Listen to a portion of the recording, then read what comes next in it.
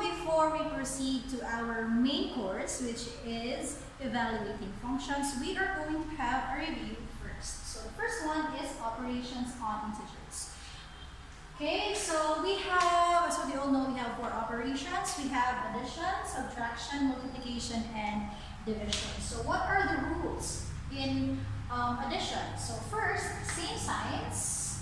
If you have numbers or integers that are added, no, and they both have the same sign, what we're going to do, we're going to add the absolute value of each number and then copy the sign of the addends. As what we all know, absolute value is always positive. So, kuhaon sa nato ang absolute value sa kada number and then ato silang i-add. For example, we have 10 plus 8. We don't have a problem on this because 10 and 8 are both positive numbers. So that is positive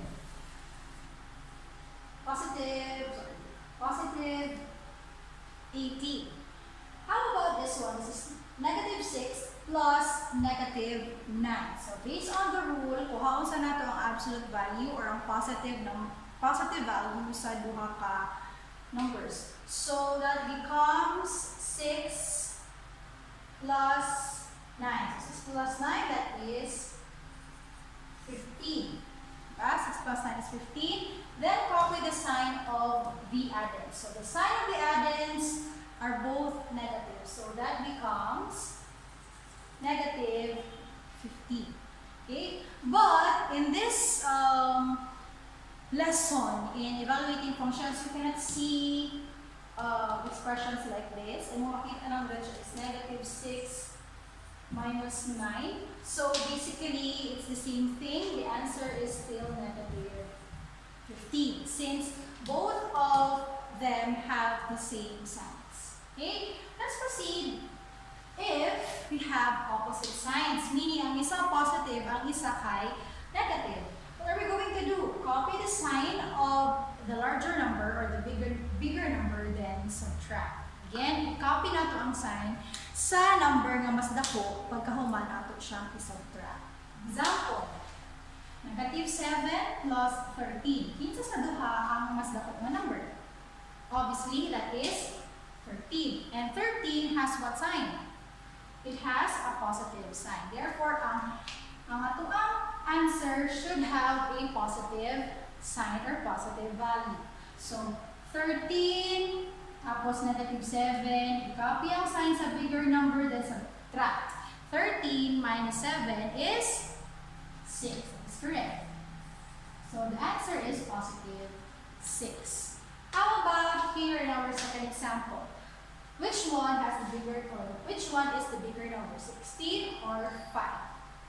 Yes, that is 16. And then we are going to copy the sign of the bigger number, that is negative. And then we are going to subtract. 16 minus 5 is 11. So our final answer is negative 11. Okay? Now let's proceed to subtraction, our second operation. Convert the subtracted number to its opposite sign, then add. Okay, muna siya ang atong rule. Kasi pasabot na. So kung makakita mo yung ani, that means ang pasabot na is kani siya, ato na siyang himuon nga positive because diba, parihaman sila nga negative. So it becomes positive based on the rule of multiplication. So this becomes 13 plus 5. 13 plus 5, that is positive 18. So this one is also positive 18. How about this one, the other one? This becomes negative 9 plus 3. Karon, so ang tama na ron. Then follow the rule in addition. Copy the sign of the bigger number, then subtract. So the bigger number is 9.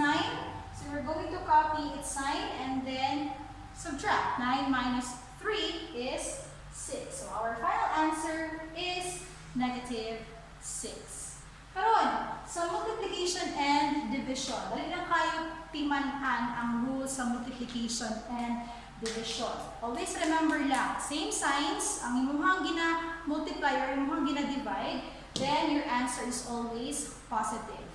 Opposite signs, meaning ang isa negative, ang isa positive, mo silang i-multiply or mo i-divide, ang answer nila is always negative. Let's see. Here, this is negative 6 times negative 4. Remember, negative times negative is positive. So this becomes positive 24. How about this one? This is negative 18 divided by negative 3. Remember the rule, negative divide negative is positive. So negative 18 divided by negative 3, that becomes positive 6. Okay. Next is we have opposite signs. We have negative 5 dimultiply sa positive 7. Remember, negative times positive is always negative ang answer. So negative 5 times positive 7, that is going to be negative 35. Okay? Same here. You have positive 12 divided by negative 4. It becomes what? Negative what? Negative 3.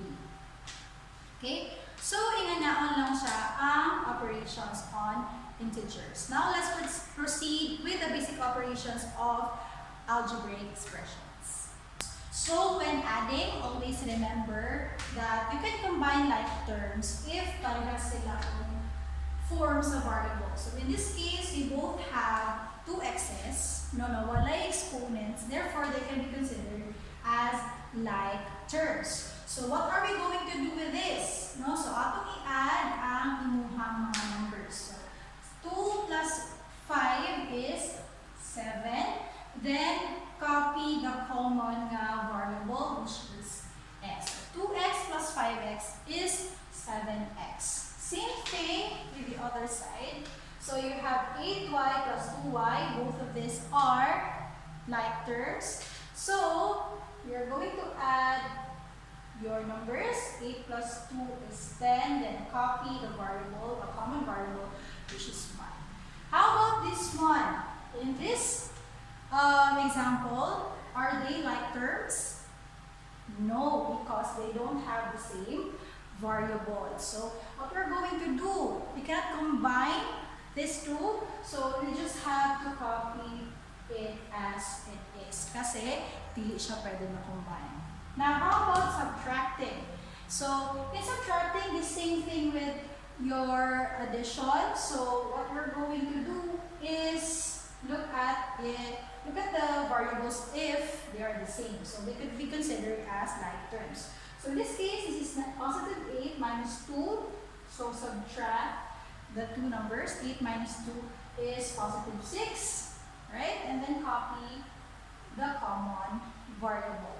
Here, in this case, we are going to follow the rule in subtracting, which is, copy the sign of the bigger number, then subtract. Since 7 is bigger than 6 and it has a negative sign, therefore we are going to follow the sign of 7, then subtract the 2. 7 minus 6 is 1. So that is negative 1.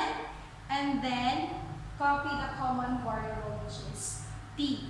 In math or in algebra, pwede na siya walay 1, then it becomes your negative t. Okay? Obviously, pag nakay t, that means na kay 1. Right? Next, in multiplying, always remember, you can multiply or you can combine this even if wala siya variable din haa. Okay? So this is 5a times 3. So multiply the numbers first. 5 times 3, that is 15. Then copy the variable a. Here, nakakaiduha ka-terms nga na sila same nga variable. So itong buhaton ani. I-multiply first ang numbers. So 5 times 2, that is 10. I-multiply po nato ang variable. So remember, a times a is equal to a squared. Okay, muna siya ang mga timanan. How about the last one, dividing? So, kanya siya, 6 divided by 2. So obviously 6 divided 2 is 3. Then just copy the variable. So 3t. How about here? 6. Sorry na ako yung nagbuta na negative. So negative divided by a positive number is, ang yung answer is negative. So negative 6t divided 3t should be negative ang answer. So 6, negative 6 divided 3, that is negative 2. Pero nakalayan niya, kung kani is, kaninong t, pwede na po na siya mag-cancel out. So ang final answer namin mo is negative 2. Kaya ang pinanti. Next is exponents. Kasagaran din mamali ang mga estudyante. Always remember, pag nakakadira squared, that means you multiply it by itself. So it becomes 3 times 3. Therefore, 3 squared is 9. Dili siya 3 times 2. That is wrong. 3 times 3 na siya. Multiply by itself. How about this one? Is this 3 times 3? That is 9. Is that 3 times 3? No. That is 3 times 3 times 3. That means 3 times 3 is 9. 9 times 3 is 27. Okay? Last is parenthesis. In this kind of algebraic expression, all you need to do is distribute the outer number into your numbers inside the parenthesis. So 4 times y, that becomes 4y. 4 times negative 5, positive times negative is negative. So 4 times 5, that is negative 20. Okay? How about this one? This is negative 5y times 2y. Diba? Nag-multiply pa gaan kanina. Nag-multiply ta na pareha ang variables. So now this becomes negative 10. I-multiply po nato ni. That becomes y squared. And then i-multiply nato isa sa sulod. That becomes negative 5. Negative 5 times 1 is negative 5. Then y times 1 is 1. Hi everyone! So, what if you have two binomials that you want to multiply? So, ang atong gamiton is the FOIL method. So, there are other methods, but this is the most common na ginagamit sa mga estudyante. So, let me just remind you, FOIL means first, then out, in, and last. So, dili na mag-base sa ato ang duha ka binomial. So, nana siya gitawag na first terms. So, in this case, ang atong first terms is, so that is your first. So, dili ta next sa imong or sa imong outer terms. Next, ang imong in, which is your inner terms. And these are your L, or your last terms. So, kung saan mga ito na siya, ato silang i-multiply. So, let's start with your first terms. So, x times x, because these are your first terms. So, x times x, that becomes x squared. Then, your outer terms, so x times negative 3. X times negative 3 is negative 3x. Next is your inner terms. Positive 2 times x becomes positive 2x. And lastly are your last terms, which is positive 2 and negative 3. So positive times negative should have a negative answer. So that is negative 6. The last step in FOIL method is to simplify by combining like terms. Which ones can you combine? That's right, these two only. Kanya siya, wala siya kapareha, so just copy down. Copy lang na to. And then this one ang kailangan tayo combine. So negative 3x plus 2x. This is a larger number, so let's copy the sign of the bigger number, then subtract. 3 minus 2 is 1. Then copy x. Diba yung ko, itong review na isa is pwede natin na siya walaan ang mukhang 1 din ha. So ang mabilin is minus x. And then, copy 6. Since wala siya like term. And that is the final answer. No? So, muna siya ang simplified version. And so, we are done with the review. Now, let's proceed to our evaluating function, which is our main topic for today.